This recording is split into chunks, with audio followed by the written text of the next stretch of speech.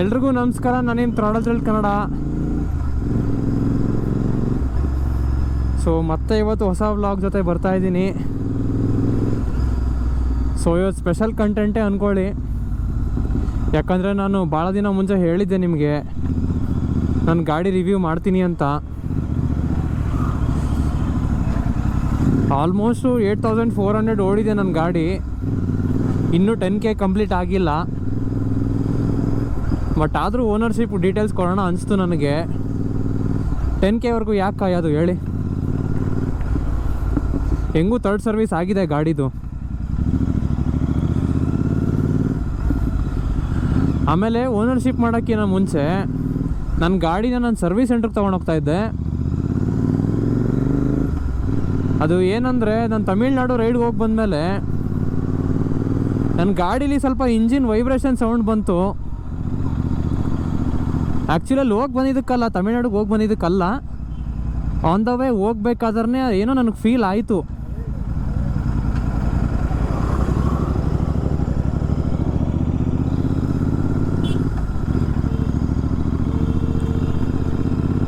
ಯಾವ ಥರ ಸೌಂಡು ಅಂದರೆ, ರೆವ್ ಮಾಡಿದ್ರೆ ಇಂಜಿನಲ್ಲಿ ಒಂಥರ ವೈಬ್ರೇಷನ್ ಥರ ಸೌಂಡ್ ಬರುತ್ತೆ.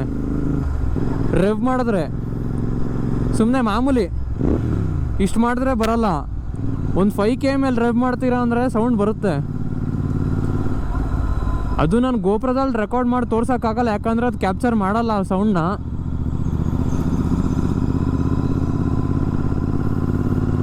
ಆ ಇಂಜಿನ್ ಒಂದು ನಾಯ್ಸ್ ಇದೆ, ಅದೊಂದು ಸರಿ ಆಗಿಬಿಡ್ಲಿ. ಸರ್ವಿಸ್ ಸೆಂಟ್ರಿಗೆ ತೊಗೊಂಡು ಹೋಗ್ತಾ ಇದ್ದೀನಿ. ಸರ್ವಿಸ್ ಸೆಂಟ್ರಿಗೆ ಹೋಗಿ ಬಂದಮೇಲೆ ಡೈರೆಕ್ಟ್ ರಿವ್ಯೂ ಮಾಡೋಣ ಬನ್ನಿ ಗಾಡಿದು. ಇಲ್ಲಿ ನೋಡಿ ಎಂಥ ನನ್ನ ಮಕ್ಕಳು ಗುರು, ಹೆಲ್ಮೆಟ್ ಹಾಕಲ್ಲ ಏನಿಲ್ಲ, ನಿಂತು ಬಿಡ್ತಾವೆ ಹಂಗೆ ಫೋನಲ್ಲಿ ಮಾತಾಡ್ಕೊಂಡು. ನಾನು ಬೇರೆ ನ್ಯೂಟ್ರಲ್ ಹಾಕ್ಬಿಟ್ಟೆ, ನಾನು ಗೇರ್ ಹಾಕೋದು ಬಿಟ್ಟು.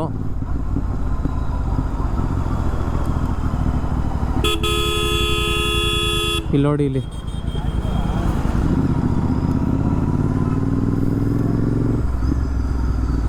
ಫೋನ್ ಬರ್ತಾಯಿದೆ ನನಗೆ.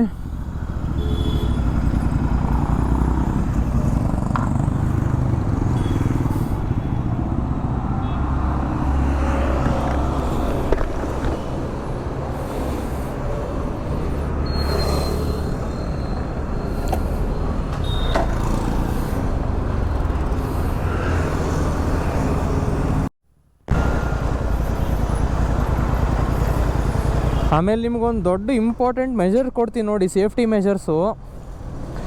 ಇಲ್ಲಿ ನೋಡಿ, ನನ್ನ ಕಾಲಲ್ಲಿ ಏನು ಶೂಸ್ ಹಾಕ್ಕೊಂಡಿದ್ದೀನಲ್ಲ, ನಾನು ಲೇಸ್ನ ಹೆಂಗೆ ಟಕ್ಕಿನ್ ಮಾಡ್ಕೊಂಡಿದ್ದೀನಿ ಒಳಗಡೆ. ಯಾಕಂದರೆ ನನ್ನ ಲೇಸ್ ತುಂಬ ದೊಡ್ಡದು ಬರುತ್ತೆ. ಅದು ನನಗೆ ಒಂದು 2-3 ಸಲ ಸಿಗಾಕೊಂತು ಗೇರ್ ಲಿವರ್ಗೆ. ಸೊ ನೀವೇನಂದರೆ ಗಾಡಿ ಕೆಳಗೆ ಇಳಿಸ್ಬೇಕು ಅಂತಿದ್ರೆ, ನಿಮ್ಮ ಕಾಲು ಕೆಳಗೆ ಇಳಿಸ್ಬೇಕು ಅಂತಿದ್ರೆ ಸಿಗಾಕೊಂಬಿಡುತ್ತೆ ಗೇರ್ ಲಿವರ್ಗೆ. ಸೊ ಹುಷಾರಾಗಿರಬೇಕು, ನೋಡ್ಕೊಂಡು ನೋಡಿಸಿ ಅಷ್ಟೇ. ಲೇಸ್ನ ಟಕ್ಕಿನ್ ಮಾಡ್ಕೊಂಬಿಡಿ ಈ ಥರ.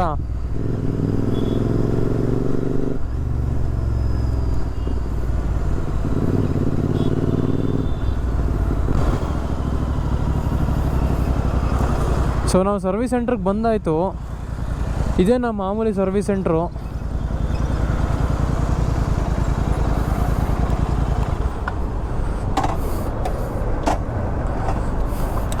ಬನ್ನಿ, ಅವ್ರಿಗೇನು ಇಶ್ಯೂ ಆಗಿದೆ ಹೇಳೋಣ. ಇಲ್ಲಿ ನೋಡಿ, ಇವರು ಹೊಸ್ದಾಗಿ ಗಾಡಿ ತೊಗೊಂಡಿದ್ರು, ನೆನ್ನೆ ತಾನೇ ಡೆಲಿವರಿ ಇತ್ತು. ಇವ್ರು ಪಕ್ಕದ ಮನೆಗೆ ಕೊಟ್ಟಿದ್ರು ಗಾಡಿ ಓಡ್ಸೋಕ್ಕೆ. ನೋಡಿ, ಅವ್ರು ಮುರಿದಾಕೊಂಡು ತಂದಿದ್ದಾರೆ ಹಿಂಗೆ ಬೆಳೆಸ್ಬಿಟ್ಟು ಗಾಡಿನ. ಇನ್ನೂ ನಂಬರ್ ಪ್ಲೇಟು ಬಂದಿಲ್ಲ.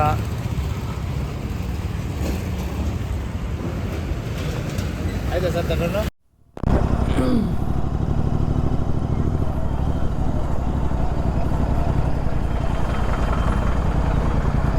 ಸೊ ನನ್ನ ಗಾಡಿ ಇಶ್ಯೂ ಸಾರ್ಟ್ ಔಟ್ ಆಗಿದೆ.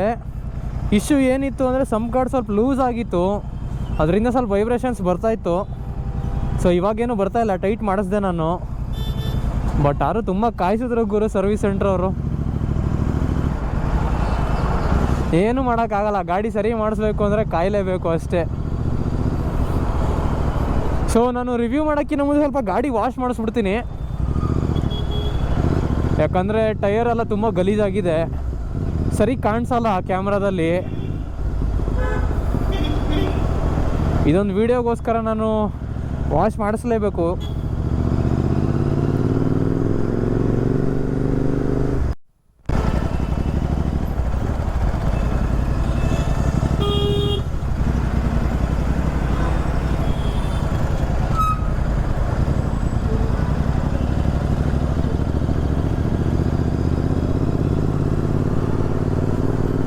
ಇಲ್ಲಿ ನೋಡ್ತಿರ್ಬೋದು ನೀವೇ, ಯಾರ್ಯಾರು ರೆಡ್ ರೂಸ್ಟರ್ ಹಾಕ್ಸ್ಕೊಂಡು ಭಯ ಪಡ್ತಾ ಇದ್ದೀರಾ ಟ್ರಾಫಿಕ್ಗೆ, ಆ ಭಯ ಪಡೋ ಅವಶ್ಯಕತೆ ಇಲ್ಲ.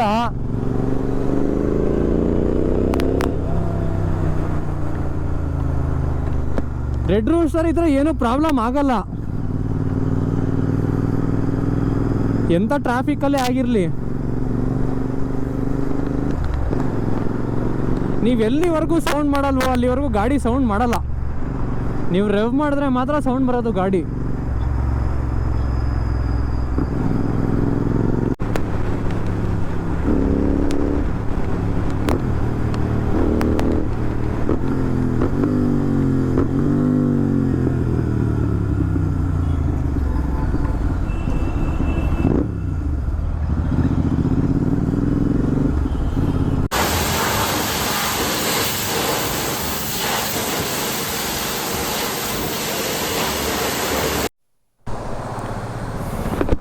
ಇಲ್ಲಿ ನೋಡಿ, ಗಾಡಿ ರಿವ್ಯೂ ಮಾಡೋಕ್ಕೋಸ್ಕರ ಕ್ಲೀನ್ ಮಾಡಿಸ್ದೆ.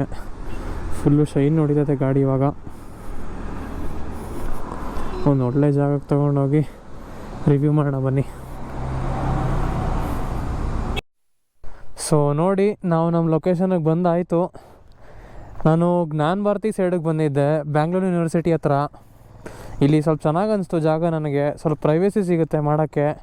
ಇಲ್ಲಿ ನೋಡಿರಿ, ಗ್ರೀನ್ರಿ ನೋಡಿ ಹೆಂಗಿದೆ ನೋಡಿ, ಸಕ್ಕದಾಗಿ ಹೊಡಿತದೆ ಶೈನಿಂಗು ಗಾಡಿ. ಫುಲ್ಲು ಡೀಸೆಲ್ ವಾಶ್ ಮಾಡಿ ಪಾಲಿಷ್ ಮಾಡಿಸ್ಕೊಂಡು ತಂದಿದ್ದೀನಿ ನೋಡಿ. ಬನ್ನಿ ಶುರು ಮಾಡೋಣ ವೀಡಿಯೋನ. ಸೊ ಫಸ್ಟು ಮುಂದ್ಗಡೆಯಿಂದ ಶುರು ಮಾಡೋಣ. ಇಲ್ಲಿ ನೋಡಿ, ಇಲ್ಲಿ ಬರೀ ಕಂಪ್ಲೀಟ್ ಅನಲಾಗ್ ಡೀಟೇಲ್ಸ್ ಕೊಡುತ್ತೆ. ಇಲ್ಲೇನು ಡಿಜಿಟಲ್ ರೀಡಿಂಗ್ ಏನು ಬರೋಲ್ಲ. ಫ್ಯೂಲ್ ರೀಡಿಂಗ್ ಬಿಟ್ಟರೆ ಫ್ಯೂಲು ಫುಲ್ಲು ಎರರ್ ಇದೆ.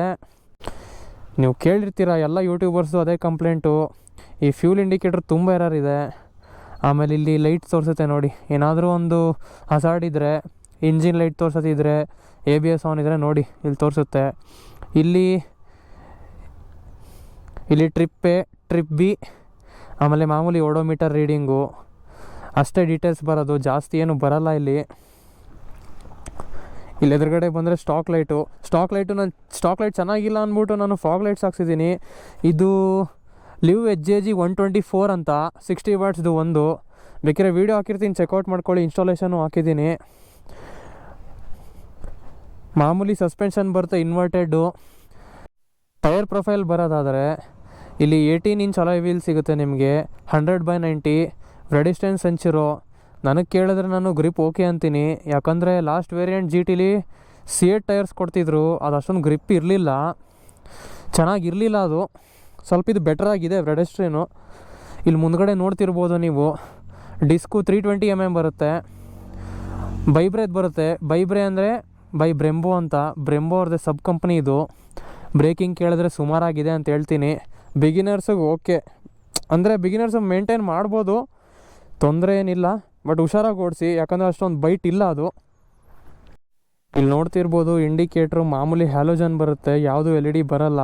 ಇಲ್ಲಿ ನಾನು ಗೋಲ್ಡನ್ ಕಲರ್ ರ್ಯಾಪ್ ಮಾಡಿಸಿದ್ದೀನಿ, ಇಲ್ಲಿ ವೈಟ್ ಕಲರ್ ಬರುತ್ತೆ. ಇದು ಇಂಜಿನ್ ಗಾರ್ಡ್ ಬರೋಕ್ಕೆ ಹೋದರೆ, ಇಂಜಿನ್ ಗಾರ್ಡ್ ರಾಯಲ್ ಎನ್ಫೀಲ್ಡ್ದೆ, ಅವರೇ ಕೊಡ್ತಾರೆ. ನಾನು ಮೋಟೋ ಟಾರ್ಕ್ ಹಾಕ್ಸ್ಬೇಕಿತ್ತು, ಅದು ಹಾಕ್ಸ್ಲಿಲ್ಲ.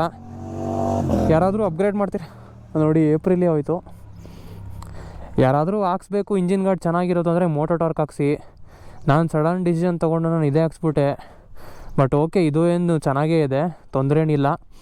ಇಲ್ಲಿ ನೋಡಿ ಮಾಮೂಲಿ ರೇಡಿಯೇಟ್ರು, ಇದಕ್ಕೇನು ಗಾರ್ಡೇನು ಬರೋಲ್ಲ.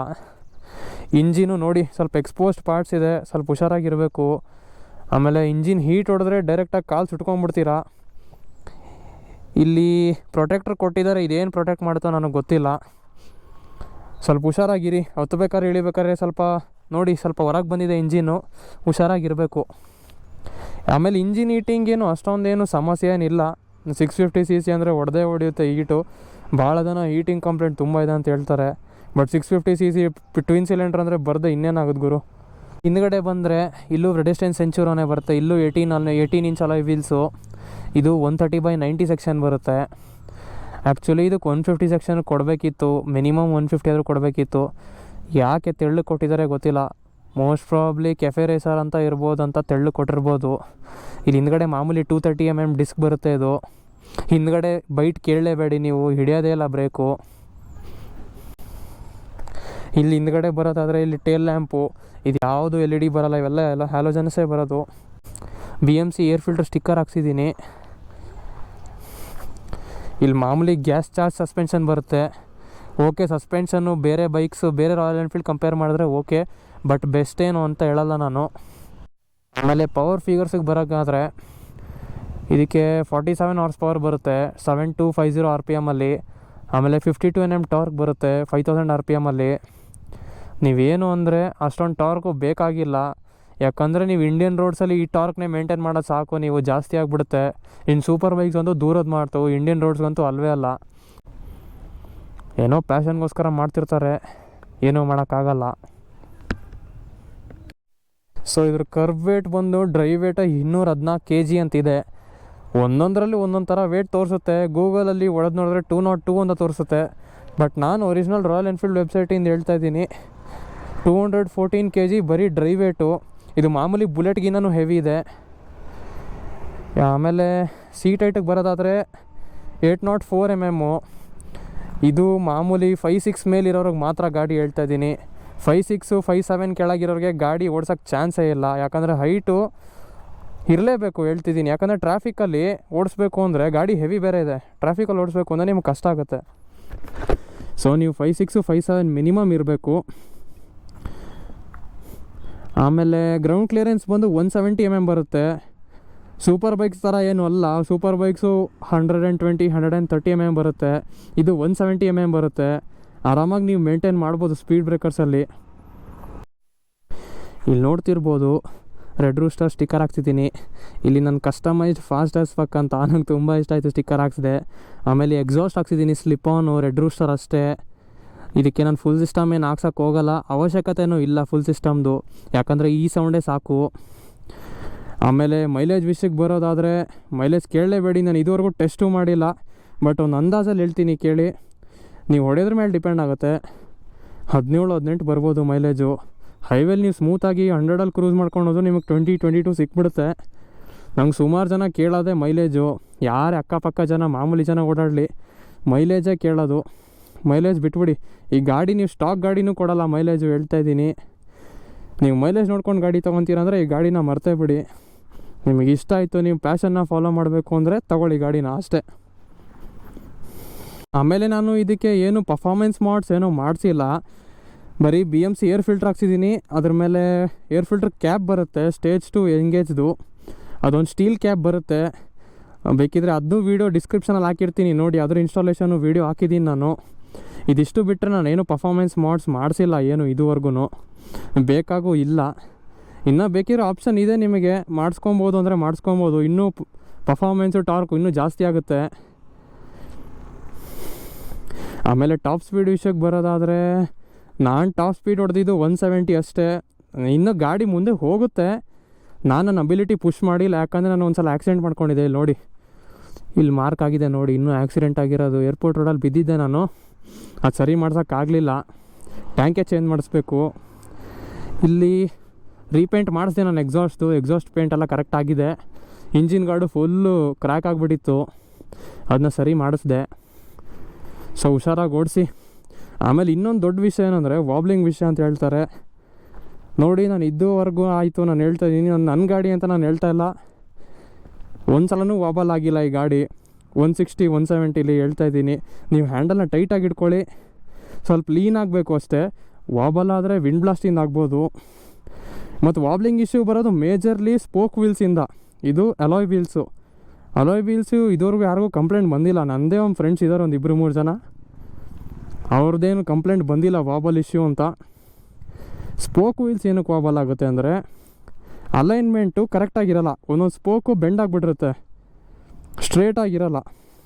ಸೊ ಅಲೈನ್ಮೆಂಟ್ ಮಿಸ್ಮ್ಯಾಚ್ ಆದಾಗ ಆಬ್ವಿಯಸ್ಲಿ ವಾಬಲ್ ಆಗೇ ಆಗುತ್ತೆ. ನೀವು ಫಾಸ್ಟಾಗಿ ಸ್ಪೀಡ್ ಬ್ರೇಕರ್ನ ಇಳಿಸ್ತೀರಾ ಅಂದರೆ ಹಳ್ಳಕ್ಕೂ ಇಳಿಸ್ತಿರ್ತೀರ, ಹೇಳೋಕ್ಕಾಗಲ್ಲ. ಆವಾಗ ಸ್ಪೋಕ್ ವೀಲ್ಸ್ ಬೆಂಡ್ ಆಗೇ ಆಗುತ್ತೆ ಸ್ವಲ್ಪ ಆದರೂ. ಬಟ್ ಅಲಾಯ್ಸ್ ಹಂಗಲ್ಲ. ಇನ್ನು ಆಫ್ ರೋಡ್ ವಿಷಯಕ್ಕೆ ಬಂದರೆ ನೀವು ಆಫ್ ರೋಡ್ ಮಾಡೋಕ್ಕೆ ಆಗಲ್ಲ, ಗಾಡಿಗೆ ಚಾನ್ಸೇ ಇಲ್ಲ. ಸಸ್ಪೆನ್ಷನ್ ಸಪೋರ್ಟ್ ಮಾಡಲ್ಲ, ಅಲಾಯ್ಸು ಮುರಿದೋಗುತ್ತೆ ಅಷ್ಟೇ. ಮೊದಲೇ ಗಾಡಿ ಬೇರೆ ಹೆವಿ ಇದೆ. ಆಮೇಲೆ ಇದು ಸೀಟ್ ವಿಷಯಕ್ಕೆ ಬಂದರೆ ಇದು ಟೂರಿಂಗ್ ಸೀಟ್ ಅಂತಾರೆ ರಾಯಲ್ ಎನ್ಫೀಲ್ಡ್ ಅವ್ರದ್ದೇ. ನನಗಿದು ಅಪ್ಗ್ರೇಡ್ ಮಾಡಿಸಿ ನನಗೇನು ವರ್ತೇನು ಅನಿಸ್ಲಿಲ್ಲ. ಯಾಕಂದರೆ ರೈಡ್ರಿಗೆ ಏನು ಅಷ್ಟೊಂದೇನು ಡಿಫ್ರೆನ್ಸ್ ಆಗಲ್ಲ. ಬಟ್ ಪಿಲಿಯನ್ಗೆ ಹೇಳ್ತಾ ಇದ್ದೀನಿ, ಪಿಲಿಯನ್ಗೆ ಎರಡೂ ಕಂಫರ್ಟೇಬಲ್ ಇಲ್ಲ. ಸ್ಟಾಕು ಕಂಫರ್ಟೇಬಲ್ ಇಲ್ಲ, ಟೂರಿಂಗು ಕಂಫರ್ಟೇಬಲ್ ಇಲ್ಲ. ರೈಡರ್ಗೆ ಸ್ವಲ್ಪ ಡಿಫ್ರೆನ್ಸ್ ಆಗುತ್ತೆ. ಇದು ಚೂರು ಮೆತ್ತಗಿದೆ ಇದು. ಸೊ ಓಕೆ, ನಿಮ್ಗೆ ಏನಾದರೂ ಮಾಡಿಸ್ಕೊಬೋದು ಅಪ್ಗ್ರೇಡ್ ಅಂದರೆ ಮಾಡಿಸ್ಬೋದು. ನಾನು ಕೇಳಿದ್ರೆ ನಾನು ಇದು ಬೇಕಾಗಿಲ್ಲ, ಅವಶ್ಯಕತೆ ಇಲ್ಲ ಅಂತಲೇ ಹೇಳ್ತೀನಿ. ಆಮೇಲೆ ಅಕಸ್ಮಾತ್ ನಿಮಗೆ ಏನಾದರೂ ನಟ್ ಗಿಟ್ಟು ಲೂಸ್ ಆಯಿತು ಅಂದರೆ, ಎಲ್ಲಾದರೂ ಬೋಲ್ಟ್ ಗಿಟ್ ಲೂಸ್ ಆಯಿತು ಅಂದರೆ ಇದ್ರೊಳಗಡೆ ಟೂಲ್ ಇದೆ. ಇಲ್ಲಿ ನೋಡಿ, ಕೀ ಓಪನ್ ಮಾಡೋದಿದೆ. ಎಲ್ಲ ಟೈಪ್ ಅಲ್ಲ, ಒಂದು 2-3 ಅಲನ್ ಕೀ ಕೊಡ್ತಾರೆ, ಮತ್ತೊಂದು 2-3 ಸ್ಕ್ರೂ ಡ್ರೈವರ್ ಇದೆ, ಸ್ಪ್ಯಾನರ್ಸ್ ಕೂಡ ಇದೆ. ಟೂಲ್ ಬಾಕ್ಸ್ ಬೇಕಾಗಿಲ್ಲ, ಇದರಲ್ಲಿ ಕೊಟ್ಟಿರ್ತಾರೆ ಟೂಲ್ ಬಾಕ್ಸೇ, ಬೇಕಾಗಿಲ್ಲ ಅದು. ಆಮೇಲೆ ಇಲ್ಲಿ ನೋಡ್ತಿರ್ಬೋದು 2023ಇಂದ ಮೇಜರ್ ಅಪ್ಗ್ರೇಡ್ ಬಂದಿದೆ. ಈ ಥರ ಸ್ವಿಚಸ್ ಕೊಟ್ಟಿದ್ದಾರೆ. ಮುಂಚೆ ಬಟನ್ಸ್ ಕೊಡ್ತಿರೋ 2023 ಮುಂಚೆ ಮಾಡಲ್ಗಿಂತ. ಈಗ ನೋಡಿ ಈ ಥರ ಕೊಟ್ಟಿದ್ದಾರೆ. ಒಂಥರ ಓಕೆ, ಸ್ವಿಚ್ ಕ್ವಾಲಿಟಿ ಓಕೆ ಇದೆ, ಒಂಥರ ನ್ಯೂ ಡಿಸೈನು. ಒಂದು ಒಳ್ಳೆ ಟ್ರೈ ಕೊಟ್ಟಿದ್ದಾರೆ ರಾಯಲ್ ಎನ್ಫೀಲ್ಡ್ ಅವರು, ಪರವಾಗಿಲ್ಲ. ಆಮೇಲೆ ಇಲ್ಲಿ ನೋಡಿ, ಬಾರ್ ಆ್ಯಂಡ್ ಮಿರರ್ ಹಾಕ್ಸಿದ್ದೀನಿ ನಾನು. ಸ್ಟಾಕ್ ಮಿರರ್ಸ್ ಅಷ್ಟೊಂದು ಲುಕ್ ಕಾಣಿಸಲ್ಲ ಅಂದ್ಬಿಟ್ಟು ಈ ಬಾರ್ ಆ್ಯಂಡ್ ಮಿರರ್ ಹಾಕ್ಸಿದ್ರೆ ಮಾಮೂಲಿ ಗಾಡಿಗಿಂತ ಸ್ವಲ್ಪ ವೈಡ್ ಕಾಣಿಸುತ್ತೆ. ಯಾಕಂದರೆ ಇದು ಕಾರ್ನರಲ್ಲಿರುತ್ತೆ ಮಿರರ್ಸು. ಇದು ಒರಿಜಿನಲ್ ಬಾರ್ ಆ್ಯಂಡ್ ಮಿರರ್ಸು ನಿಮಗೆ ಆಲ್ಮೋಸ್ಟ್ 6500 ಆಗುತ್ತೆ. ನೋಡಿ, ನಿಮಗೆ ಓಕೆ ಅಂದರೆ ಒರಿಜಿನಲ್ಲೇ ಬೇಕು ಅಂದರೆ ಹಾಕ್ಸ್ಕೊಳ್ಳಿ. ಇಲ್ಲಾಂದರೆ ಫಸ್ಟ್ ಕಾಪಿ ಸೆಕೆಂಡ್ ಕಾಪಿ ಆರಾಮಾಗಿ ಸಿಕ್ಬಿಡುತ್ತೆ ನಿಮಗೆ ಕಡಿಮೆಲೆ, 1000-1500 ಆಮೇಲೆ ಇಲ್ಲಿ ನೋಡ್ತಿರ್ಬೋದು, ಇಲ್ಲಿ ಅಡ್ಜಸ್ಟೇಬಲ್ ಕ್ಲಚ್ಚು, ಅಡ್ಜಸ್ಟೇಬಲ್ ಬ್ರೇಕ್ಸು ಎರಡೂ ಅಡ್ಜಸ್ಟೇಬಲ್ಲೇ. ಇಲ್ಲಿ ನೋಡ್ತಿರ್ಬೋದು ತುಂಬ ಲೂಸ್ ಇದೆ. ಕ್ಲಚ್ ಏನು ಹೆವಿ ಇಲ್ಲ, ಸ್ಮೂತಾಗಿ ಆಪ್ರೇಟ್ ಆಗುತ್ತೆ ಗಾಡಿ. ಗೇರ್ ಶಿಫ್ಟಿಂಗ್ ಅಷ್ಟೇ ತುಂಬ ಸ್ಮೂತಾಗಿದೆ. ಹುಷಾರಾಗಿರಿ. ಇಲ್ಲಿ ನೋಡಿ, ಇಲ್ಲಿ ಒಂದು ಸೆಗ್ಮೆಂಟ್ ಕೊಟ್ಟಿದ್ದಾರೆ ಇಲ್ಲಿ ಬ್ರೇಕ್ ಆಗೋಕ್ಕೆ. ಇಲ್ಲಿ ಕಾಣಿಸ್ತಿಲ್ಲ ಅಂದರೆ ಇಲ್ಲಿ ತೋರಿಸ್ತೀನಿ ರೀ. ಇಲ್ಲೊಂದು ಸೆಗ್ಮೆಂಟ್ ಕೊಟ್ಟಿದ್ದಾರೆ ನೋಡಿ. ಅಕಸ್ಮಾತ್ ಗಾಡಿ ಏನಾದರೂ ಬಿತ್ತು ಅಂದರೆ ಈ ಪಾರ್ಟಲ್ಲಿ ಎಕ್ಸಾಕ್ಟಾಗಿ ಕಟ್ಟಾಗುತ್ತೆ. ಹೋಲ್ ಬ್ರೇಕ್ ಲಿವರ್ ಏನು ಕಟ್ಟಾಗಲ್ಲ. ಸೊ ಇದು ಕಟ್ಟಾದರೆ ನೀವು ಎಮರ್ಜೆನ್ಸಿಗೆ ಇಷ್ಟಾದರೂ ಯೂಸ್ ಮಾಡ್ಬೋದು. ನೀವು ಎಲ್ಲರೂ ಸಿಗಾಕೊಂಡಿದ್ರು ಅಷ್ಟೇ ಆರಾಮಾಗಿ ಓಡಿಸ್ಬೋದು, ಏನು ತೊಂದರೆ ಏನಿಲ್ಲ. ಬಟ್ ಹುಷಾರಾಗಿರಿ. ಇದೊಂದು ಬ್ರೇಕ್ ಮುರ್ಕೊಂಡ್ರೆ ನಾನು ಹೇಳ್ತಾ ಇದ್ದೀನಿ 7000 ರೂಪಾಯಿ ಇದೊಂದು ಬ್ರೇಕ್ ಲಿವರ್ಗೆ. ಈ ಕ್ಲಚ್ ಲಿವರು ಅಷ್ಟೇ ಹುಷಾರಾಗಿ ಮುರ್ಕೊಂಬೇಡಿ. ನಾನು ಆಲ್ರೆಡಿ ಒಂದು ಸಲ ಮುರ್ಕೊಂಡು ರಿಪ್ಲೇಸ್ ಮಾಡಿಸಿದ್ದೀನಿ. ಭಾಳ ಮೇಜರಾಗಿ ಖರ್ಚು ಬರುತ್ತೆ. ಸೊ ಹುಷಾರಾಗಿರಿ. ಸೊ ಬೇಸಿಕ್ಲಿ ಈ ಕಲರ್ ಏನಿದೆಯಲ್ಲ ಸ್ಲಿಪ್ ಸ್ಟ್ರೀಮು ನಂಗೆ ತುಂಬ ಫೇವ್ರೇಟು. ನಂಗೆ ಮಿಸ್ಟರ್ ಕ್ಲೀನ್ ಆಗಲಿ, ರೆಡ್ ರಾಕರ್ ರೆಡ್ ಆಗಲಿ ನನಗೆ ಯಾವುದೂ ಇಷ್ಟ ಇಲ್ಲ. ಇದು ತುಂಬ ಅಂಡರ್ ರೇಟೆಡ್ ಕಲರ್ ಇದೆ. ಯಾರಾದರೂ ಅಷ್ಟೇ GT ಫ್ಯಾನ್ಸ್ ಒಂದು ಸಲ ಈ ಗಾಡಿನ ಲುಕ್ ಹಾಕಿ ಒಂದು ಸಲ ಶೋರೂಮ್ಗೆ ಹೋಗಿ. ಎಲ್ಲರೂ ರೆಡ್ ಕ್ರೋಮ್ ತೊಗೊತಾರೆ. ಕ್ರೋಮ್ ಚೆನ್ನಾಗಿದೆ ಇಲ್ಲ ಅಂತಲ್ಲ, ಬಟ್ ಈ ಗಾಡಿನ ಒಂದು ಸಲ ಲುಕ್ ಹಾಕಿ ಅಕ್ಕಪಕ್ಕ ನಿಲ್ಸಿ ನೋಡಿ ಯಾವ್ದು ಚೆನ್ನಾಗಿ ಕಾಣುತ್ತೆ, ನಿಮ್ಗೆ ಯಾವ್ದು ಚೆನ್ನಾಗಿ ಅನಿಸುತ್ತೆ ಅದು ತೊಗೊಳ್ಳಿ. ತುಂಬ ಅಂಡರ್ ರೇಟೆಡ್ ಕಲರ್ ಇದೆ. ಒಬ್ಬರೊಬ್ಬರು ಇದನ್ನು ಸ್ಪ್ಲೆಂಡರ್ ಥರ ಇದೆ ಅಂತ ಹೇಳ್ತಾರೆ. ನನ್ನ ಮಕ್ಕಳ ಹತ್ರ ಒಂದು ಸ್ಪ್ಲೆಂಡರ್ ತೊಗೊಳಕ್ಕೂ ಯೋಗ್ಯತೆ ಇರೋಲ್ಲ ಹೇಳ್ತಾರೆ ಅವರು ಮಾತುಗಳನ್ನ. ಒಂದು ಸಲ ಈ ಕಲರ್ ನೋಡಿ ಎಷ್ಟು ಸಖತ್ತಾಗಿದೆ. ಸೊ ಈ ಗಾಡಿ ತೊಗೊಂಡು ಆಲ್ಮೋಸ್ಟ್ 1 ಇಯರ್ ಆಗಿದೆ. ಈ ವರ್ಷದ ರಿವ್ಯೂ ನನ್ನ ಹತ್ರ ಕೇಳಿದ್ರೆ ಗಾಡಿ ತುಂಬ ಸಖತ್ತಾಗಿದೆ. ನೀವೇನಾದರೂ ಪ್ಲ್ಯಾನ್ ಮಾಡಿದ್ರೆ ಖಂಡಿತ ತಗೊಳ್ಳಿ. ನೋಡಿ, ನನಗೆ ಈ ಸೀಟಿಂಗ್ ಪೊಸಿಷನ್ ಅದು ತುಂಬ ಇಷ್ಟ. ಅದು ತುಂಬ ಅನ್ಕಂಫರ್ಟೇಬಲ್ ಅಂತೂ ಏನಿಲ್ಲ. ಇದೇನು R15 ಸೂಪರ್ ಬೈಕ್ಸ್ ಥರ ಏನಿಲ್ಲ ಗುರು. ಇದು ಸೂಪರ್ ಬೈಕ್ಸ್ ಆದರೆ ತುಂಬ ಲೀನ್ ಆಗಬೇಕು, ಇದಂದರೆ ಸ್ವಲ್ಪ ಬೆಂಡ್ ಆಗಬೇಕು ಅಷ್ಟೇ. ನಾನು ಲಾಂಗ್ ಜರ್ನಿ ಎಲ್ಲ ಓಡಿಸಿದ್ದೀನಿ, ನೋವು ಬರುತ್ತೆ ಒಪ್ಕೊತೀನಿ, ಇಲ್ಲ ಅಂತಲ್ಲ. ಸ್ವಲ್ಪ ಶೋಲ್ಡರು ವ್ರಿಸ್ಟು ಪೇನ್ ಬಂದೇ ಬರುತ್ತೆ. ಬಟ್ ಓವರ್ ಟೈಮ್ ನಿಮ್ಗೆ ಅಭ್ಯಾಸ ಆದರೆ ಅದನ್ನೂ ಬರೋಲ್ಲ ಹೇಳ್ತಾ ಇದ್ದೀನಿ. ನಿಮಗೆ ಇದು ಇಷ್ಟ ಇಲ್ಲ ಅಂದರೆ ಇಂಟರ್ಸೆಪ್ಟ್ರಿಗೆ ಹೋಗಿ. ಇಂಟರ್ಸೆಪ್ಟ್ರು GT ಎರಡು ಸೇಮ್ ಇಂಜಿನ್ ಆದರೂ ಎರಡು ಡಿಫ್ರೆಂಟಾಗಿ ಫೀಲ್ ಇದೆ, ಕಂಪ್ಲೀಟ್ ಡಿಫ್ರೆಂಟ್ ಫೀಲ್ ಇದೆ. GTನೇ ಬೇರೆ, ಇಂಟರ್ಸೆಪ್ಟ್ರೇ ಬೇರೆ. ನೀವು ರೈಡಿಂಗ್ ಎಕ್ಸ್ಪೀರಿಯೆನ್ಸ್ ಮಾಡಿ ನೋಡಿ, ಎರಡು ಟೆಸ್ಟ್ ಡ್ರೈವ್ ತೊಗೊಂಡು ನೋಡಿ, ನಿಮಗೆ ಗೊತ್ತಾಗುತ್ತೆ ಡಿಫ್ರೆನ್ಸ್ ಏನು ಅಂತ. ತುಂಬ ಐ ಕ್ಯಾಚಿಂಗ್ ಇದೆ ಈ ಕಲರ್ ಆಗಲಿ ಗಾಡಿ ಆಗಲಿ ತುಂಬ ಐ ಕ್ಯಾಚಿಂಗ್ ಇದೆ. ಬಟ್ ಅದೇ ಸ್ವಲ್ಪ ವೇಟ್ ಜಾಸ್ತಿ ಇದೆ. ಹೈಟ್ ಇರೋರಿಗೆ ಓಕೆ ಮ್ಯಾನೇಜಬಲ್ಲು. 5'5", 5'6" ಕೆಳಗಿರೋರು 5'5" ಬೇಡ, 5'6" ಕೆಳಗೆ ಎನಿ ಹೈಟ್ ಬಿಲೋ 5'6" ಭಾಳ ಕಷ್ಟ ಆಗುತ್ತೆ ಅವ್ರಿಗೆ ಹೇಳ್ತಾ ಇದ್ದೀನಿ. ಟ್ರಾಫಿಕಲ್ಲಿ ಹೊಡೆಯೋಕ್ಕೆ ಚಾನ್ಸೇ ಇಲ್ಲ. ಯಾಕಂದರೆ ನಾನು ಇರೋದು ಬೆಂಗಳೂರು ಎಂಥ ಹೆವಿ ಟ್ರಾಫಿಕ್ಕು ನಿಮಗೆ ಗೊತ್ತಿರುತ್ತೆ. ಮತ್ತು ಆ ಕಡೆ ಈ ಕಡೆ ಅಷ್ಟು ಇಷ್ಟು ಟಚ್ಗಳು ಆಗ್ತಿರ್ತವೆ. ಇಲ್ಲಿ ನೋಡಿ, ಇಲ್ಲಿ ಸಣ್ಣದಾಗಿ ಟಚ್ ಆಗಿದೆ. ಟ್ರಾಫಿಕಲ್ಲಿ ಟಚ್ ಆಯಿತು ಗಿಚ್ಚಾಯಿತು ಅಂದ್ಕೊಂಡು, ಗೊತ್ತು ನಮ್ಮ ಗಾಡಿ ನಮಗೆ ಇಷ್ಟ ಅಂತ, ಟಚ್ ಆಯಿತು ಅಂದ್ಕೊಂಡು ಅವ್ರ ಜೊತೆ ಜಗಳ ಮಾಡ್ಕೊಂಡು ಕೂತ್ಕೊಂಡ್ರೆ ನಮ್ಮ ಟೈಮು ವೇಸ್ಟು, ಸುಮ್ಮನೆ ನಮ್ಮ ಕ್ಯಾರೆಕ್ಟ್ರು ಹಾಳಾಗುತ್ತೆ. ಸುಮ್ಮನೆ ಏನೂ ಮಾಡೋಕ್ಕಾಗಲ್ಲ. ಆಮೇಲೆ ಗಾಡಿ ತೊಗೊಂಡಾಗ ಸ್ವಲ್ಪ ಮೈನರ್ ಸ್ಕ್ರಾಚಸ್ ಆಗ್ತಿರುತ್ತೆ. ಇವರು ಹುರ್ಕೊತಿರ್ತಾರೆ ಜನ, ಏನೂ ಮಾಡೋಕ್ಕಾಗಲ್ಲ. ಅವ್ರು ಹುರ್ಕೊತಾನೆ ಇರಲಿ ಹಂಗೆ. ಅವ್ರು ಆ ಕಡೆ ಈ ಕಡೆ ಹಂಗೂ ಹಿಂಗೂ ಸ್ಕ್ರಾಚಸ್ ಮಾಡ್ತಿರ್ತಾರೆ. ಅದ್ರ ಬಗ್ಗೆ ತಲೆ ಕೆಡ್ಸ್ಕೊಳಕ್ಕೆ ಹೋಗಬೇಡಿ. ಅವ್ರ ಯೋಗ್ಯತೆಗೆ ಅಷ್ಟೇ, ಅವ್ರು ತೊಗೊಳಕ್ಕಾಗಲಿಲ್ಲ ಅಂದರೆ. ನೀವು ಮಾತ್ರ ನಿಮ್ಮ ಗಾಡಿನ ಆರಾಮಾಗಿ ಓಡಿಸಿ, ಸೇಫಾಗಿ ಓಡಿಸಿ. ನೀವು ಗಾಡಿ ಕನ್ಸಿಡರ್ ಮಾಡ್ತೀರಂದರೆ ಖಂಡಿತ ಮಾಡಿ. ತುಂಬ ಚೆನ್ನಾಗಿದೆ ಗಾಡಿ. ಇಷ್ಟೇ ನನ್ನಿಂದ ಹೇಳೋದು. ಸೊ ನೀವು ಜಿ ಟಿ ಗಾಡಿ ತೊಗೊಂಡ್ಮೇಲೆ ಎಲ್ಲಾದರೂ ಎಕ್ಸಾಸ್ಟ್ ಹಾಕ್ಸ್ಬೇಕು ಅಂತಿದ್ದರೆ ನನಗೊಂದು ಕಮೆಂಟಲ್ಲಿ ಒಂದು ವಿಷಯ ತಿಳಿಸಿ ಸಾಕು. ಈ ಥರ ನನಗೆ ಎಕ್ಸಾಸ್ಟ್ ಬೇಕಾಗಿದೆ ಅಂತ. ನಿಮಗೆ ಒಳ್ಳೆ ಡಿಸ್ಕೌಂಟ್ ಪ್ರೈಸಲ್ಲೇ ಹೇಳ್ತೀನಿ. ನಮ್ಮ ಫ್ರೆಂಡ್ದೇ ಶಾಪ್ ಇದೆ, ಅವ್ರು ಕಡಿಮೆ ಮಾಡಿ ಕೊಡ್ತಾರೆ. ತಲೆ ಕೆಡ್ಸ್ಕೊಳಕ್ಕೆ ಹೋಗಬೇಡಿ. ಎಕ್ಸಾಸ್ಟ್ ಆಗಲಿ. ಮತ್ತು ಅದು ಹೇಳಿದ್ನಲ್ಲ, ಎಂಗೇಜ್ ಏರ್ ಫಿಲ್ಟರ್ ಕ್ಯಾಪು ಮತ್ತು ಫಾಗ್ ಲೈಟ್ದು ಎರಡೂ ಡಿಸ್ಕ್ರಿಪ್ಷನಲ್ಲಿ ಲಿಂಕ್ ಹಾಕಿರ್ತೀನಿ ವೀಡಿಯೋದು, ಚೆಕ್ಔಟ್ ಮಾಡಿ. ಹೆಡ್ಲೈಟ್ದು ಥ್ರೋ ತುಂಬ ಸಖತ್ತಾಗಿದೆ. ಅದು ಏರ್ ಫಿಲ್ಟರ್ ಕ್ಯಾಪ್ ಹಾಕ್ಸ್ದಾಗಿನ ಸ್ವಲ್ಪ ಬೇಸ್ ಆಗಿದೆ ಗಾಡಿ, ಬೇಸಿ ಸೌಂಡ್ ಮಾಡುತ್ತೆ. ಮಾಮೂಲಿ ರೆಡ್ ರೂಸ್ಟರ್ಗಿನ ಸ್ವಲ್ಪ ಲೌಡೇ ಬರುತ್ತೆ. ನಾನು ರೈಡ್ಗೆ ಹೋಗಿದ್ದೆ, ತಮಿಳ್ನಾಡು ರೈಡ್ಗೆ. ಅಲ್ಲಿ 3 ರೆಡ್ ರೂಸ್ಟರ್ ಇತ್ತು, 2 ಕ್ರೋಮು, ಇನ್ನೊಂದು ನಂದು. 3 ರೆಡ್ ರೂಸ್ಟರಲ್ಲಿ ನಂದೇ ಲೌಡೆಸ್ಟ್ ಇದೆ ಅಂತ ನಮ್ಮೆಲ್ಲ ಫ್ರೆಂಡ್ಸ್ ಹೇಳಿದ್ದಾರೆ. ಅವ್ರೇನು ಮಾಡಿಸಿದ್ಯಾ, ಏನಾಯಿತು ಗಾಡಿಗೆ ಅಂತ ಕೇಳ್ತಿದ್ರು. ನಾನೇನೂ ಮಾಡಿಸಿಲ್ಲ, ಜಸ್ಟ್ ಇದು ಮಾಡಿಸಿದ್ದೀನಿ ಅಂತ ಹೇಳಿದೆ. ಅವರು ತುಂಬ ಶಾಕ್ ಆದರು. ಸೌಂಡ್ ಮಾತ್ರ ತುಂಬ ಚೆನ್ನಾಗಿ ಬರುತ್ತೆ. ಬಟ್ ಟ್ರಾಫಿಕಲ್ಲಿ ಸೈಲೆಂಟ್ ಆಗಿರುತ್ತೆ. ನಾನು ಯಾರಿಗೂ ಡಿಸ್ಟರ್ಬ್ ಏನೂ ಮಾಡಲ್ಲ. ಸುಮ್ಮನೆ ಖಾಲಿ ರೋಡ್ಸಲ್ಲಿ ಇದ್ದರೆ ಸ್ವಲ್ಪ ಫಾಸ್ಟಾಗಿ ಹೊಡಿತೀನಿ. ಜಾಸ್ತಿ ಏನು ಚಪ್ರಿ ಥರ ಏನು ಸೌಂಡ್ ಮಾಡಲ್ಲ. ಈ ಗಾಡಿ ಫಸ್ಟ್ ಆಫ್ ಆಲ್ ಚಪ್ರಿ ಥರ ಸೌಂಡು ಬರೋಲ್ಲ. ಇದು ಲೌಡಾಗಿ, ಎಷ್ಟೇ ಲೌಡಾಗಿ ರೇವ್ ಮಾಡಿದ್ರು ಅಷ್ಟೇ ತುಂಬ ಸೂದಿಂಗಾಗಿ ಕೇಳಿಸುತ್ತೆ. ನಮಗಾಗಲಿ ಅಕ್ಕಪಕ್ಕದವ್ರಿಗಾಗಲಿ ಇರಿಟೇಟಿಂಗ್ ಸೌಂಡ್ ಇರೋಲ್ಲ. ಈಗ ಬುಲೆಟು ಸೈಲೆನ್ಸರ್ ಹಾಕಿ ಫುಲ್ ರೇವ್ ಮಾಡಿ ಒಂಥರ ಕಿವಿ ಮುಚ್ಕೊಳ್ಳೋಷ್ಟು ಲೌಡ್ ಇರುತ್ತೆ, ಬಟ್ ಅದು ಚೆನ್ನಾಗಿ ಕೇಳಿಸಲ್ಲ. ಅದೇ R15ಗೆ RR310ಗೆ ಎಕ್ಸಾಸ್ಟ್ ಹಾಕ್ಸ್ತಾರೆ, ತುಂಬ ಕೆಟ್ಟದಾಗಿ ಕೇಳಿಸುತ್ತೆ ಸೌಂಡು. ನೋಡಿ ಜಿ ಟಿ ಹಂಗಲ್ಲ. G T parallel twin. ಇದು ಇರೋದು ಗಾಡಿ ಇರೋದೇ ಸೌಂಡ್ಗೆ ಮತ್ತು ಪರ್ಫಾಮೆನ್ಸ್ಗೆ, ಮೇನ್ಲಿ ಟಾರ್ಕ್ಗೆ, ಪವರ್ಗಲ್ಲ, ಟಾರ್ಕ್ಗೆ ಗಾಡಿ. ಇದನ್ನ ಸುಮಾರು ಜನ ತೊಗೊಂಡೋಗಿ ಇದನ್ನ KTM ಡ್ಯೂಕ್ 390ಗೆ ಕಂಪೇರ್ ಮಾಡ್ತಾರೆ. ನಾನು ಹೇಳ್ತೀನಿ ಕಂಪೇರಿಸನ್ ಮಾಡೋಂಗೆ ಇಲ್ಲ ಎರಡು ಗಾಡಿ. ಅದು ಸಿಂಗಲ್ ಸಿಲಿಂಡ್ರು ಬ್ರೂಟಲ್ ಆಗಿದೆ, ನಾನು ಒಪ್ಕೊತೀನಿ. ಪವರ್ಫುಲ್ ಆಗಿದೆ, ಅದು ಇನಿಷಿಯಲ್ ಕಿಂಗ್ ಅಂತ ತಾನೇ ಒಪ್ಕೊತೀನಿ. ಎರಡು ರೇಸ್ ಕಟ್ಟಿದ್ರೆ ಅದೇ ಒಬ್ವಿಯಸ್ಲಿ ಅದೇ ಗೆಲ್ಲುತ್ತೆ, ಬಟ್ ಲಾಂಗ್ ರನ್ನಲ್ಲಿ ಇದೇ ಗೆಲ್ಲೋದು. ಬಟ್ ನಾನೇನು ಹೇಳ್ತೀನಿ ಅಂದರೆ ಎಲ್ಲ ಬೈಕ್ಸ್ನೂ ಇಷ್ಟಪಡಿ, ಯಾವ ಬೈಕ್ನೂ ಹೇಟ್ ಮಾಡಬೇಡಿ. ಪ್ಲಾಸ್ಟಿಕ್ ವರ್ಸಸ್ ಮೆಟಲ್ ಅಂತ ಹೇಳಬೇಡಿ. ಒಬ್ರೊಬ್ರಿಗೆ ಒಂದೊಂದು ಥರ ಇಷ್ಟ ಇರುತ್ತೆ. ಅವ್ರವ್ರ ಫೀಲಿಂಗು ಅವ್ರವ್ರ ಇಷ್ಟ, ಏನೋ ಒಂದು ಮಾಡಲಿ. ತುಂಬ ಕಾಂಟ್ರವರ್ಸೀಸ್ ಮಾಡಿಕೊಂಡು ಜಗಳ ಗಿಗಳ ಎಲ್ಲ ಆಡೋದು ನೋಡಿದ್ದೀನಿ ನಮ್ಮ ಫ್ರೆಂಡ್ಸ್ ಮಧ್ಯೆ. ಹಂಗೆಲ್ಲ ಮಾಡೋಕ್ಕೆ ಹೋಗಬೇಡಿ. ಎಲ್ಲ ಗಾಡಿನೂ ಒಂದೇ. ಜಸ್ಟ್ ಮೋಟಾರ್ ಸೈಕ್ಲಿಂಗು ಮತ್ತು ರೈಡಿಂಗ್ ಕಮ್ಯುನಿಟಿನ ಸ್ವಲ್ಪ ಮೇಲೆತ್ತಿ, ಯಾಕಂದರೆ ಯಾರು ಇದನ್ನ ಕೇರ್ ಮಾಡಲ್ಲ. ಇದನ್ನ sports, motor cycling is a sports ಅಂತ ಯಾರು ಕನ್ಸಿಡರೇ ಮಾಡಲ್ಲ. ಫಸ್ಟ್ ಆಫ್ ಆಲು ನೀವು ನೋಡ್ತಿರ್ಬೋದು ಮೋಟೋ ಜಿ ಪಿಲಿ ಹೆಂಗೆ ರೇಸ್ ಮಾಡ್ತಿರ್ತಾರೆ, ಅವರೆಲ್ಲ ಎಷ್ಟು ಸ್ಕಿಲ್ಡ್ ಆಗಿರ್ತಾರೆ, ಎಷ್ಟು ಸೇಫಾಗಿ ಮೆಜರ್ಸ್ ತೊಗೊಂಡಿರ್ತಾರೆ. ಅದೊಂಥರ ತುಂಬ ಮಜಾ ಇರುತ್ತೆ ಸ್ಪೋರ್ಟು.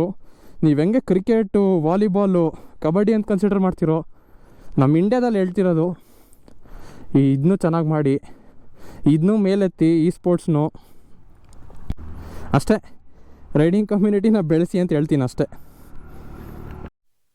ಸೊ ಇದೇ ನಮ್ಮ ಜಿ ಟಿ ರಿವ್ಯೂ. ಇನ್ನೇನಾದರೂ ಡೀಟೇಲ್ಸ್ ಮಿಸ್ ಆಗಿದ್ರೆ ಕೇಳಿ, ಕಮೆಂಟ್ ಸೆಕ್ಷನಲ್ಲಿ ನಾನು ಕ್ವಶನ್ಸ್ ಕೇಳಿ, ನಾನು ಎಲ್ಲ ಆನ್ಸರ್ ಮಾಡ್ತೀನಿ. ಯಾವಾಗಲೂ ಆನ್ಸರ್ ಮಾಡ್ತೀನಿ, ನಾನು ರಿಪ್ಲೈ ಮಾಡೇ ಮಾಡ್ತೀನಿ. ಏನಾದರೂ ಕ್ವಶನ್ಸ್ ಇದ್ದರೆ ಕೇಳಿ. ನೆನ್ನೆ ಯಾರೋ ಕಮೆಂಟ್ ಹಾಕಿದ್ರು, ಬ್ರೋ ಜಿ ಟಿನ ರಿವ್ಯೂ ಮಾಡಿ ಅಂತ. ನಾನು ಇನ್ನೇನು ರಿವ್ಯೂ ಮಾಡ್ತಿದ್ದೆ, ಅವ್ರು ಅದೇ ಕರೆಕ್ಟ್ ಟೈಮಿಗೆ ಕಮೆಂಟ್ ಹಾಕಿದ್ರು. ಅವ್ರಿಗೆ ತುಂಬ ಥ್ಯಾಂಕ್ಸ್ ಹೇಳಿದೆ ನಾನು. ಹಿಂಗೆ ಸಪೋರ್ಟ್ ಮಾಡ್ತಾಯಿರಿ ಚಾನಲ್ನ, ನಮ್ಮ ಕನ್ನಡ ಕಂಟೆಂಟ್ನ ಬೆಳೆಸಿ ಅಷ್ಟೇ. ಬನ್ನಿ ಹೊರಡೋಣ.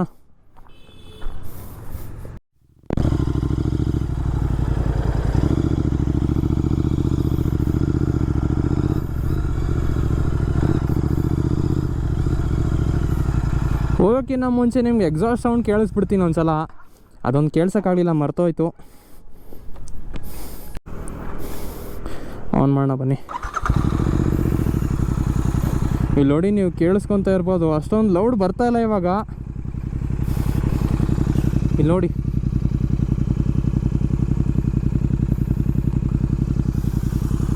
ನೀವು ರೆವ್ ಮಾಡೋಕ್ವರೆಗೂ ಕಂಪ್ಲೀಟಾಗಿ ಸೌಂಡ್ ಬರಲ್ಲ. ಈಗ ರೆವ್ ಮಾಡಿ ತೋರಿಸ್ತೀನಿ ನೋಡಿ.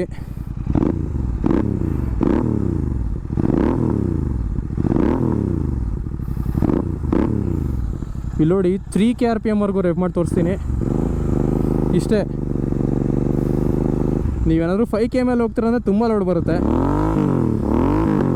ನೋಡಿ, ಪಾಪ್ಸು ಹೊಡೆಯುತ್ತೆ.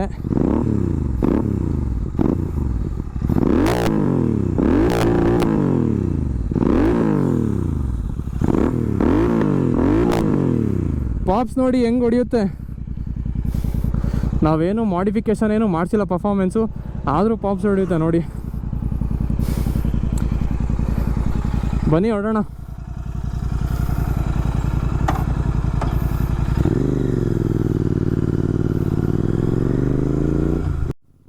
ಆಮೇಲೆ ಇನ್ನೊಂದು ವಿಷಯ, ಟಾಪ್ ಸ್ಪೀಡ್ ವಿಚಾರಕ್ಕೆ ಬರೋಕ್ಕೆ ಹೋದರೆ, ನೀವು ಅಂಟಿಲ್ ಆ್ಯಂಡ್ ಅನ್ಲೆಸ್ ಪರ್ಫಾರ್ಮೆನ್ಸ್ ಮಾಡಿಸೋವರೆಗೂ 200 ಹೋಗಲ್ಲ ಅನಿಸುತ್ತೆ ನನ್ನ ಪ್ರಕಾರ. ಮಾಮೂಲಿ ಸ್ಟಾಕ್ ಗಾಡಿ, ಮಾಮೂಲಿ ರೆಡ್ ರೂಸ್ಟರ್ ಹಾಕ್ಸಿದ್ದೀರಾ ಅಷ್ಟೇ, BMC ಫಿಲ್ಟ್ರ್ ಹಾಕ್ಸಿದ್ದೀರಾ, ಅದು ಹಾಕ್ಸಿಲ್ಲ ಅಂದರೂ ಅಷ್ಟೇ, ಓನ್ಲಿ ರೆಡ್ ರೂಸ್ಟರ್ ಹಾಕ್ಸಿದ್ದೀರಾ ಅಥವಾ ಸ್ಟಾಕೇ ಇದೆ ಅಂತ ಅಂದ್ಕೊಳ್ಳಿ, 180 ಹೋಗೇ ಹೋಗುತ್ತೆ. ನೀವು ತಳ್ಳಬೇಕು ಅಷ್ಟೇ. ಬಟ್ ತುಂಬ ರಿಸ್ಕ್ ಇದೆ, ಹೇಳ್ತಾ ಇದ್ದೀನಿ. ಈ ಗಾಡೀಲಿ 180 ಹೋಗೋದು ಅಂದರೆ ನಿಜವಾಗ್ಲೂ ಹೇಳ್ತೀನಿ ಭಾಳ ಕಷ್ಟ ಇದೆ. ಇದು ಸೂಪರ್ ಬೈಕ್ ಥರ ಅಲ್ಲ. ಸೂಪರ್ ಬೈಕು ಮಾಮೂಲಿ 160 170ನೇ ಕ್ರೂಸ್ ಮಾಡ್ಕೊಂಡು ಹೋಗ್ತಾರೆ. ನೀವು ಇದನ್ನ ಸೂಪರ್ ಬೈಕ್ ಜೊತೆ ಇಟ್ಕೊಂಡು ಓಡಾಡ್ತೀರಾ ಅಂದರೆ ಕಷ್ಟ ಆಗುತ್ತೆ. ನೀವು ಸೂಪರ್ ಬೈಕ್ ಗ್ಯಾಂಗ್ ಜೊತೆ ಸರ್ವೈವ್ ಆಗ್ತೀರಾ ಅಂದರೆ ಆಗಲ್ಲ, ಅದು ಕಷ್ಟ ಆಗುತ್ತೆ. ಅವ್ರು ಮಾಮೂಲಿ 160 170 ಅದಕ್ಕೇನೂ ಅಲ್ಲ. ಫಸ್ಟ್ ಗೇರೇ 160 ಹೋಗುತ್ತೆ, ಯಾವುದೇ ಸೂಪರ್ ಬೈಕ್ ಆಗಲಿ 4 ಸಿಲಿಂಡ್ರು. ಸೊ ಅದೇ, ನೀವೇನಾದರೂ ಸ್ಟೇಜ್ 2 ಮತ್ತು ಬೇರೆ ಟ್ಯೂನಿಂಗ್ ಏನಾದರೂ ಮಾಡಿಸ್ತೀರಾ, ಪವರ್ ಟ್ರಾನಿಕ್ಸ್ ಏನಾದರೂ ಮಾಡಿಸ್ತೀರಾ ಅಂದರೆ 200 ಪಕ್ಕ ಟಚ್ ಹೊಡಿಯುತ್ತೆ ಗಾಡಿ. ಮತ್ತು ತುಂಬ ನೋಡಿದ್ದೀನಿ ನಾನು, ಯೂಟ್ಯೂಬರ್ಸು ಕಂಟೆಂಟ್ಗೋಸ್ಕರ ಟಾಪ್ ಸ್ಪೀಡ್ ಅಚೀವ್ ಮಾಡಬೇಕು ಅಂತ ಅಂದ್ಬಿಟ್ಟು ಟಾಪ್ ಸ್ಪೀಡ್ ಹಿಟ್ ಮಾಡೋಕ್ಕೋಗಿ ಬಿದ್ದಿರೋದು ನೋಡಿದ್ದೀನಿ ನಾನು ಸುಮಾರು ಜನನ. ಸೊ ನಾನು ಅದಕ್ಕೆ ನಾನು ಟಾಪ್ ಸ್ಪೀಡ್ ಇದುವರೆಗೂ ಚೆಕ್ ಮಾಡಿಲ್ಲ, ನಾನು ಚೆಕ್ ಮಾಡೋದೂ ಇಲ್ಲ. ಇನ್ನೊಂದೇನು ಅಂದರೆ, ಟಾಪ್ ಸ್ಪೀಡ್ ಚೆಕ್ ಮಾಡಬೇಕು ಅಂತ ಇಂಟೆನ್ಷನಲ್ಲ ನೋಡ್ಸಲ್ಲ, ಸೇಫ್ಟಿ ಮುಖ್ಯ ಫಸ್ಟು. ನನ್ನ ಕೈಲಿ ಎಷ್ಟಾಗುತ್ತೆ ನಾನು ಅಷ್ಟು ಓಡಿಸ್ತೀನಿ.